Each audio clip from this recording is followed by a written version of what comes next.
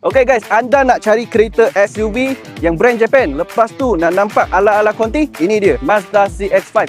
Okay, so ini model tahun 2021 Mazda CX-5 2.0 GLS. Okay, so tengok alu dia, nampak dia sangat-sangat high class. Sekarang harga pun berbaloi. Okay, harga on the road without road tax dengan insurans tau, 86,800. So bulanan dia anggaran dalam RM1,000 plus and minus. Okay, so yang ini boleh cuba full on. Nak sediakan down payment pun boleh. Kalau ada down payment, dia jadi murah sikit lah untuk bulanan. Okay, so outlook kereta ini dah siap dengan satu layer cat yang baru. Okay, semua kereta, seluruh condition kereta sangat-sangat cantik tau.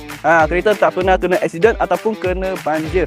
Okay, sebelum dia masuk kami dah siap inspect, siap-siap punya. So dalaman dia boleh tengok sangat-sangat cantik. Kalau ambil Volkswagen dengan dia, saya rasa yang ini lagi sporty. Volkswagen punya design lagi simple lah. Okay, walaupun dia kereta family tau, tapi design dia sangat-sangat sporty. Duduk dalam memang sangat selesa lah. Dia ada lagi leather seat, electric seat. Okay, ada button boleh control radio system. Lagi ada sport mode. So untuk passenger seat belakang, ruang dia sangat-sangat luas lah. Nak buat 3 orang dewasa yang saiz besar pun tak ada masalah. Yang paling penting ada aircon blower. Sebab Malaysia ni dia sangat-sangat panas untuk cuaca.